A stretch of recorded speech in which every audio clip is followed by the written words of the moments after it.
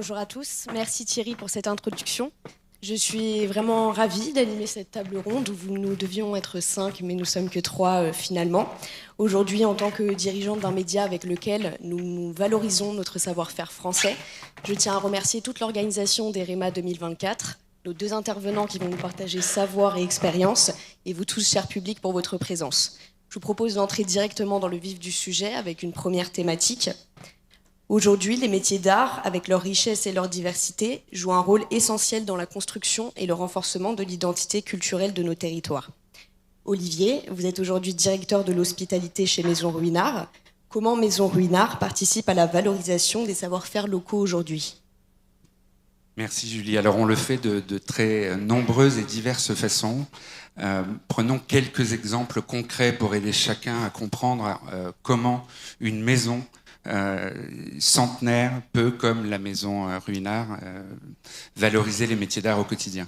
Nous terminons dans les prochains mois un énorme chantier qui va voir la rénovation complète du site historique de la Maison Ruinart et la création d'un nouveau site d'hospitalité où nous pourrons recevoir au quotidien, de la meilleure des façons, les œnotouristes qui viennent découvrir cette très belle région et ce produit incroyable qu'est le champagne.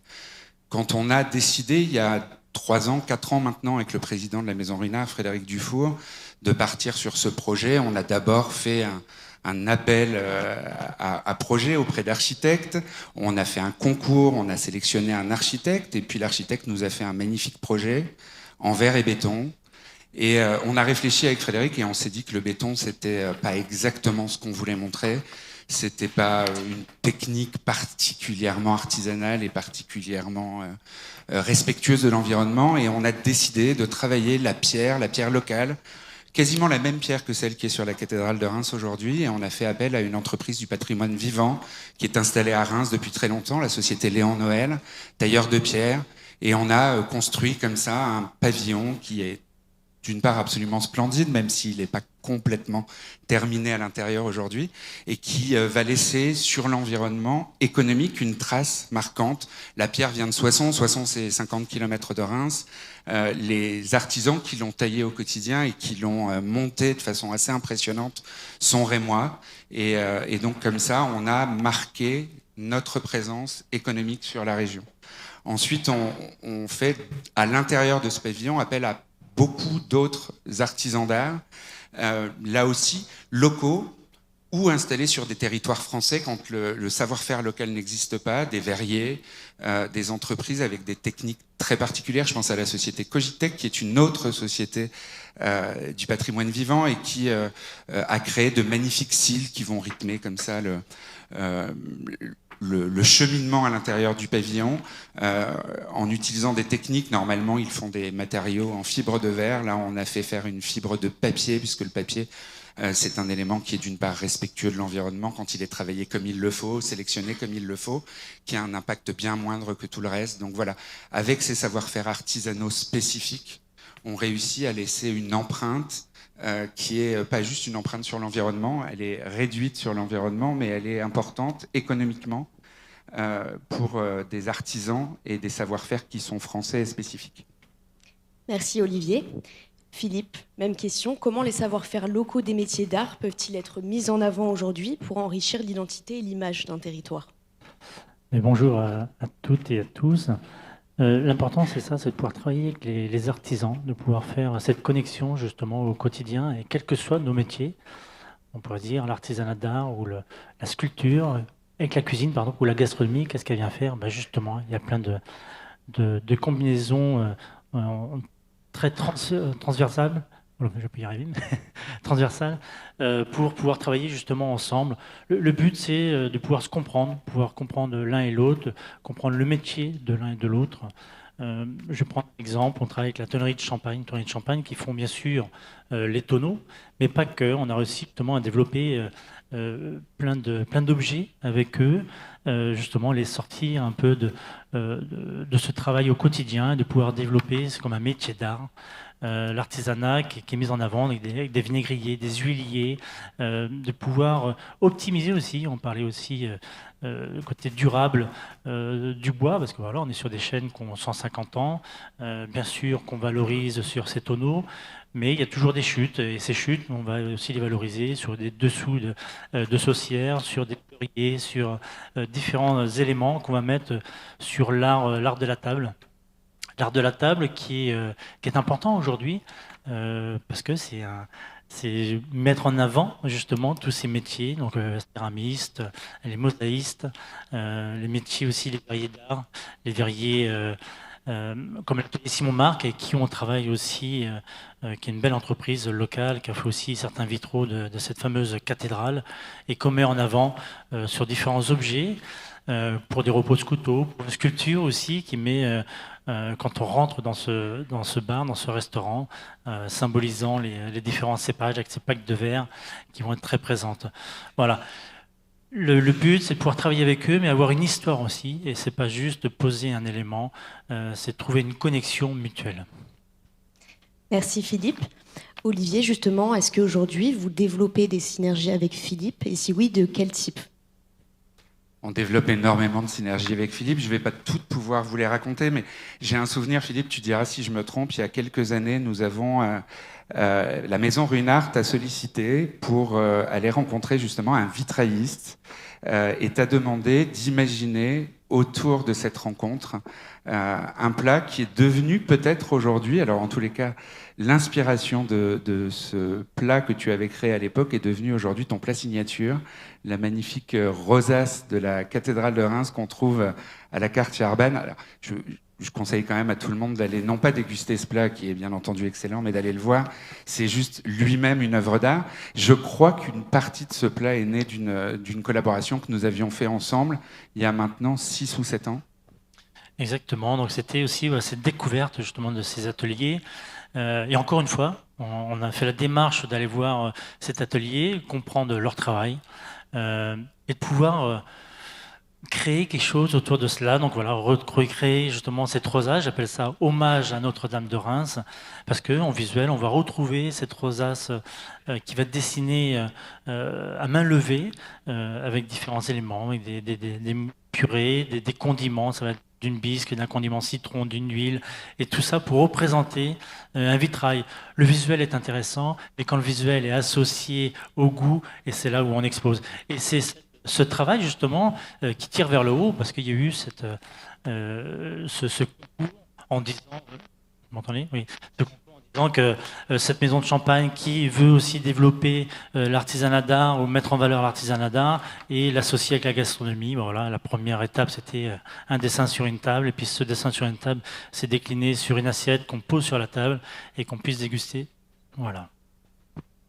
Julie, j'ai pas tout à fait fini parce qu'on a fait d'autres choses avec Philippe. Je me souviens aussi d'il y a quelques années, on a eu recours à l'ESAD, qui est l'École supérieure d'art et design de Reims. On a demandé à des designers culinaires, des étudiants en design culinaire, de nous réaliser, ou en tous les cas de nous accompagner pour réaliser des bouchées qui allaient être servis en accord avec une toute nouvelle cuvée que la maison allait lancer. Et là aussi, en fait, le partenariat a été de demander à ces jeunes artistes d'imaginer quelque chose que le chef pourrait réaliser par la suite. Et le chef, lui, a dû réaliser quelque chose qui se marierait parfaitement avec les cuvées de la maison. Donc ce sont vraiment des partenariats ou des échanges qui sont très réguliers avec Philippe, avec les chefs de la région, avec les chefs en général. Je crois que ces métiers sont vraiment nécessaires à améliorer la perception de qualité du consommateur dans nos expériences, dans les expériences gastronomiques dans les restaurants. Je rebondis justement par rapport à ces jeunes, parce qu'on parle de jeunes. L'apprentissage, la formation fait partie justement de ce savoir à transmettre. Monsieur le maire a dit tout à l'heure, transmission du savoir, mais le savoir-être aussi est important. Et à travers ces écoles, à travers cette valorisation de l'apprentissage, on va pouvoir continuer justement ce travail historique qu'on a, nous, dans notre ville, dans notre pays. On a parlé tout à l'heure de l'art déco, qui est très présent dans cette ville. Automatiquement, beaucoup de métiers sont en corrélation justement avec cela, et on doit renouveler ces travaux et continuer pour continuer justement à valoriser ce lieu. Merci à tous les deux. Et en quoi justement ces opportunités de synergie sont importantes aujourd'hui entre les métiers d'art et les secteurs économiques locaux? Ni plus ni moins, 1 plus 1, ça fait 2. Et plus on est nombreux, et plus on va mettre en avant un territoire. J'ai écrit il y a 3-4 ans un livre autour de haute gastronomie et artisanat d'art. Justement, c'est pour montrer la félicitateur, ce côté félicitateur, pardon, je ne vais pas y arriver ce matin, le côté félicitateur de ce travail justement qu'il peut y avoir entre deux métiers, en plusieurs métiers qui peuvent justement valoriser tout ce savoir-faire au quotidien. Merci Philippe. Olivier. On va y arriver. Vous construisez aujourd'hui un nouveau site d'hospitalité dont vous avez commencé à nous parler. Quel type de métier précisément vous avez sollicité et en quoi ça a été une opportunité pour vous? Alors, je vous le disais, on a sollicité des tailleurs de pierre, on a sollicité des verriers, on a sollicité des entreprises dont la technique est récente, mais rare, compliquée, fait appel à de nouveaux matériaux. Et puis, on va continuer à solliciter des entreprises, des savoir-faire spécifiques. Par exemple, on va créer en interne de nouveaux métiers, des métiers qui sont très liés au métier qu'exerce Philippe au quotidien, puisque nous allons ouvrir un bar, c'est relativement nouveau, j'allais dire, au cœur de maison. Et dans ce bar, on va servir de la gastronomie en accord avec nos champagnes. Et par exemple, pour mettre en valeur cette gastronomie, on fait appel à un atelier qui s'appelle l'atelier Ilaqué, qui est un maître verrier qui va reproduire les feuilles de chardonnay, cépage emblématique de la maison Ruinart, pour pouvoir comme ça mettre en valeur et le plat qui sera servi en accord avec les cuvées et un art de la table et un art de vivre à la française que beaucoup de ceux qui traversent la planète pour venir découvrir le produit qu'on élabore ici viennent découvrir et ramèneront éventuellement jusqu'à chez eux. D'accord, merci Olivier. Aujourd'hui, on voit une évolution de l'offre hospitalité en Champagne. Quel est son impact ? En fait, moi, je suis un très très vieux champenois. Il y a encore 25 ou 30 ans, on venait en Champagne pour découvrir une cave magnifique, bien entendu, inscrite au patrimoine mondial de l'UNESCO depuis le 5 juillet 2015. Mais on arrivait, on entrait dans une maison, descendait dans les profondeurs, remontait et dégustait un verre de champagne, et puis on quittait souvent la maison, voir la Champagne tout de suite après.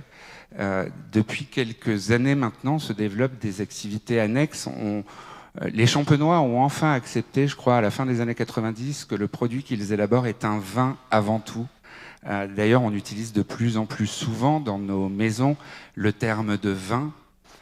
On a accepté que ça n'est pas juste un élément de fête, de célébration, mais que c'est aussi un parfait produit de gastronomie. Et donc, autour de ça, on crée de nouvelles expériences qui sont beaucoup plus sensorielles qu'elles ne l'étaient avant. On va joindre plusieurs sens à l'expérience. La vue, bien entendu, encore une fois, nous avons la chance d'avoir des crayères moyenâgeuses absolument splendides.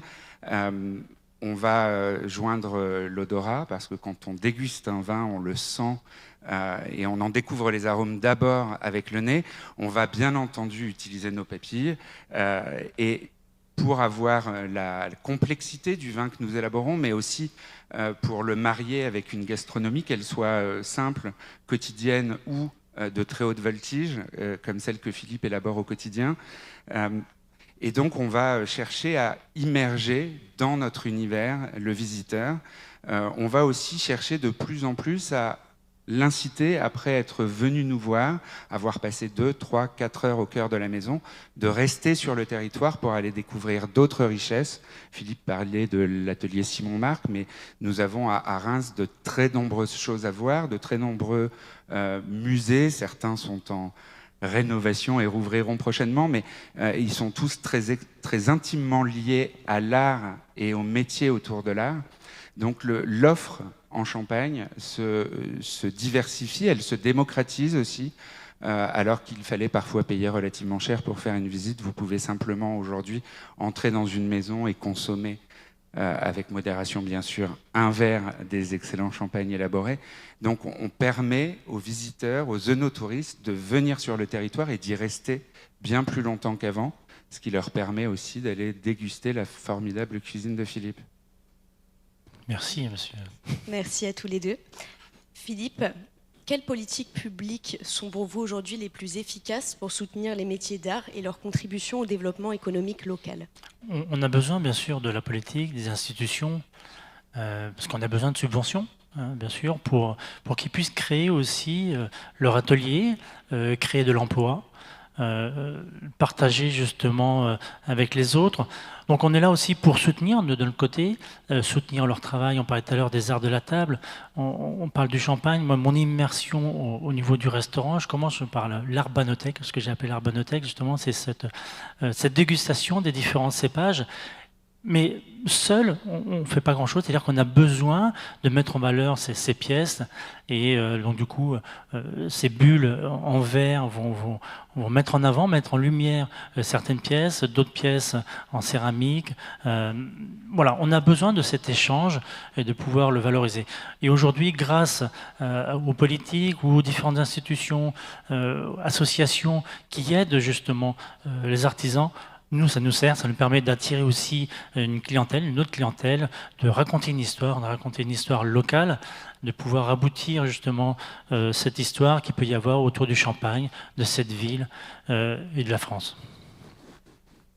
Je vous en prie, Olivier. Julie, je voudrais compléter parce que Philippe est parfois très modeste. Il a lui-même une association qui aide de jeunes gens qui aimeraient aller vers la gastronomie, à entrer dans la gastronomie par le haut. Ça n'est pas toujours au départ un choix pour un jeune de s'orienter vers ce type de métier. C'est parfois une voie qui est prise parce que globalement, on n'est pas très bon à l'école, on ne sait pas exactement comment faire.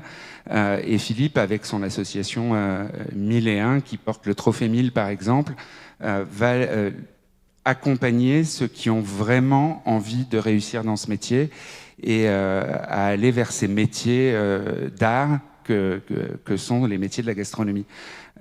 Donc vous parliez de politique publique, les politiques qui soutiennent la formation, par exemple la formation professionnelle, sont des politiques qui sont aujourd'hui essentielles si on veut soutenir ces métiers.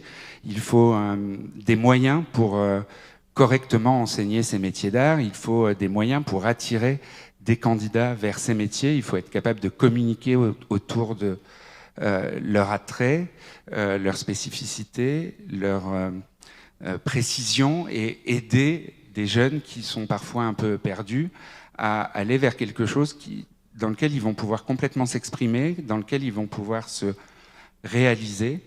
Et la fierté que l'on peut avoir quand on apprend un métier d'art et qu'après on l'exerce est parfois extrêmement importante pour des environnements qui ne sont pas... quand on est issu d'environnements qui ne sont pas toujours extrêmement favorisés. Il y a aussi le soutien des politiques publiques au tourisme qui est essentiel. Alors je parle un peu pour ma paroisse, mais le tourisme et le no-tourisme en Champagne, on l'a vu tout à l'heure, sont des supports extrêmement importants à ces métiers d'art. Et donc les politiques qui aident à développer le rayonnement d'une région comme la Champagne, eh bien, aident indirectement au soutien des métiers d'art que les maisons vont supporter et soutenir. Très bien, merci à tous les deux. Nous arrivons à la fin de cette table ronde. Un grand merci à vous deux pour votre intervention et à vous, cher public, pour votre attention. J'espère que cette discussion aura répondu à certaines de vos interrogations. Je vous souhaite une excellente continuité des REMA 2024 et une bonne journée.